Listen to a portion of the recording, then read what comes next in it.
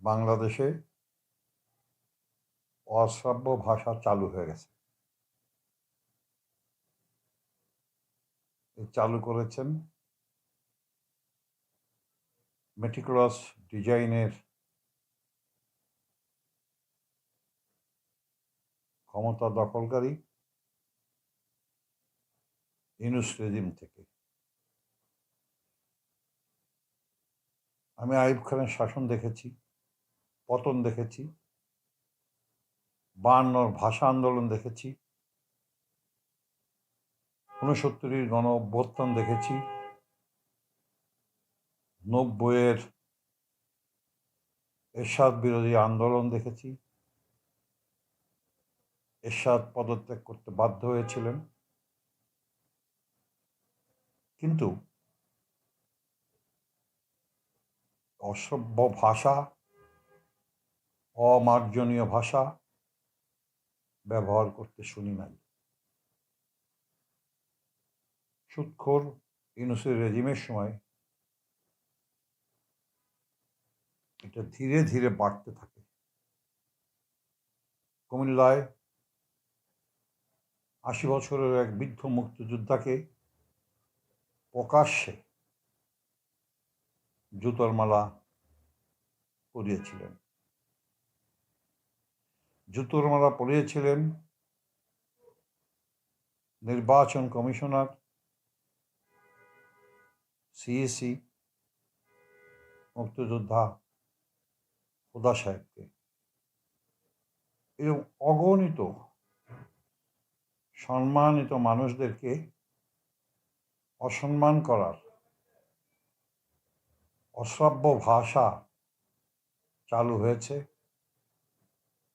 Meticulous ডিজাইনের সুদখোর, লুটেরা, বদমাইশ, টাকা পাচারকারী ইউনূসের রেজিমের আমলে। দুঃখজনক হলেও সত্য, বাংলাদেশের বহুত বিজ্ঞ রাজনীতিবিদদের নিয়ে কটূক্তি প্রকাশ্যে চালু হয়েছে ইউনূসের আমলেই। এটাকে প্রতিহত করা দরকার। এটার দৃষ্টান্তমূলক শাস্তি হওয়া উচিত। অবাক লাগে, বাংলাদেশের বর্তমান প্রধানমন্ত্রী, উনি কোনো রাস্তাঘাটের লোক নয়। তারেক রহমান সাহেব, ওনার বাবা শহীদ প্রেসিডেন্ট জিয়াউর রহমান বীর উত্তম দেশের রাষ্ট্রপতি ছিলেন। আপসের নেত্রী বেগম খালেদা জিয়া এদেশের তিনবার প্রধানমন্ত্রী হয়েছিলেন। ওনাদের মুখ দিয়ে একটা অসুন্দর, মানুষকে হেয় করা একটা কথাও বের হয় নাই। তাদেরই সন্তান এবার ক্ষমতায় এসে কোনো দলের বিরুদ্ধে, কোনো মানুষের বিরুদ্ধে যে তাদের জন্মগত রাজনৈতিক শত্রু, অতীতের সরকার, শেখ হাসিনা এবং আওয়ামী লীগ সহ, জাতীয় পার্টি সহ কারোর বিরুদ্ধে একটা অশালীন বক্তব্য তারেক রহমান সাহেব দেন নাই। এই তারেক রহমান সাহেবকে রাশেদ প্রধান যে শব্দ ব্যবহার করেছে, সে শব্দটা আমি আমার মুখ দিয়ে উচ্চারণ করতে চাই না। মনে রাখতে হবে, তারেক রহমান সাহেব বিএনপির প্রধানমন্ত্রী নয়। তারেক রহমান সাহেব বাংলাদেশের প্রধানমন্ত্রী।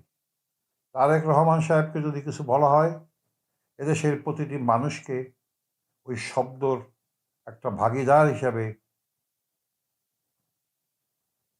আমি মনে করি। ওই শব্দের ভাগীদার আমি, আপনি, সবাই। আমাদের কি হওয়া উচিত, কি করা উচিত? এই প্রজন্মকে আমাদেরকে বাঁচিয়ে রাখতে হবে। এই প্রজন্মকে আমাদেরকে শিক্ষা দিতে হবে। সেই শিক্ষাটা কি? দৃষ্টান্তমূলক শাস্তি যদি প্রদান করা হয়, তাহলে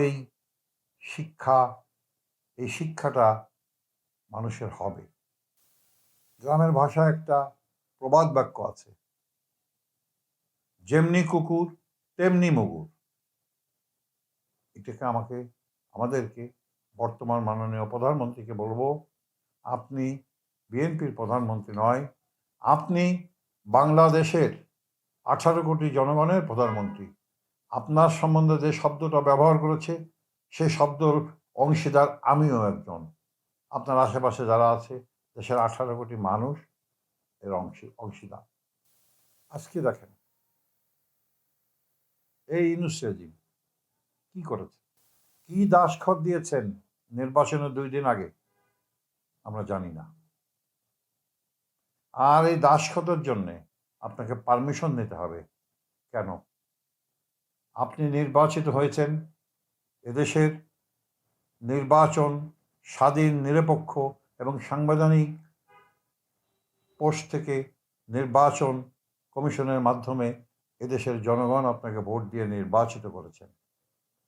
আপনি যে কোনো চুক্তি, যে কোনো বিষয়ে আপনি এটাকে বাতিল করতে পারেন। দাসখত দিয়ে বাংলাদেশের মানুষ বসবাস করে নাই। বাংলাদেশের মানুষ দাসখত দিয়ে এই দেশকে স্বাধীন করে নাই। ব্রিটিশ মিডিয়ার থেকে আরম্ভ করে পাকিস্তানের হানাদার বাহিনীর সাথে যদি দাসখত দিত, তাদের কথা যদি শুনতো, তাহলে আজকেও আমরা গোলামির জিঞ্জির পরে থাকতাম। আপনি ইতিহাস দেখেছেন, আপনি শুনেছেন, আপনার আব্বা যুদ্ধ করেছেন। এই যুদ্ধের সময় আমেরিকা আমাদের বিপক্ষে ছিল। আপনি ইতিহাস জানেন, মানুষের কাছে জানেন। আপনার সাথে বাংলাদেশের সবচাইতে মুক্তিযোদ্ধারা জাতীয়বাদী দল বিএনপির সাথে ম্যাক্সিমাম আসে। জিজ্ঞেস করেন যে আমেরিকা আমাদের বিরুদ্ধে ছিল, আমাদের পক্ষে যে শক্তিগুলি ছিল সেই শক্তিগুলি মাধ্যমে আমরা দেশ স্বাধীন করেছি। তাই আমি বলবো এবং অনুরোধ করব, বিনয়ের সাথে অনুরোধ করব, আপনি নির্বাচিত প্রধানমন্ত্রী, আপনাকে কঠোর হস্তে এগুলিকে আপনাকে দমন করতে হবে বলে আমি বিশ্বাস করি। আজকে দেশে যে জ্বালানি সংকট সৃষ্টি হয়েছে, এটা তৈরি করা হয়েছে, এটি অন্য কিছু না। যা ঘটছে এই সব কিছু আপনার বিপক্ষে চলে যাবে। ইচ্ছাকৃতভাবে এই কাজগুলি, এই মেটিকুলাস ডিজাইনের এই সুৎখোর ইউনূস এবং শেখ হাসিনার সাথে থাকা কিছু ব্যবসায়ী, যারা আপনাকে প্রধানমন্ত্রী হিসেবে দেখতে চায় না, আপনাকে ওই জায়গা থেকে নামিয়ে আনতে চায়।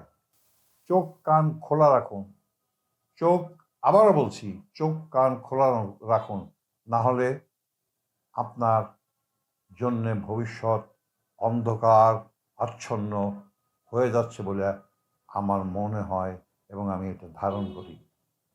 পরিশেষে বলবো, আপনারা দেশের জনগণের কাছে বলবো, যারা ইউটিউব দেখেন তাদের কাছে বিনয়ের সাথে বলবো, ট্যাপার সাপ কথা একটা ইউটিউব চ্যানেল আছে, আমি চেষ্টা করছি সত্য উদ্ঘাটন করে সত্যি কথাটা বলে জনগণের কাছে দেওয়ার জন্যে। এর ভিতরে যদি কোনো ভুল, কোনো তথ্য থেকে থাকে, কোনো মিথ্যা কিছু থাকে, আমি যদি বাড়িয়ে কিছু বলি, আপনারা আমাকে বলেন, আমি শুধরাই নেব এবং করজোড়ে ক্ষমা প্রার্থনা করব সবার কাছে। সবাইকে ধন্যবাদ।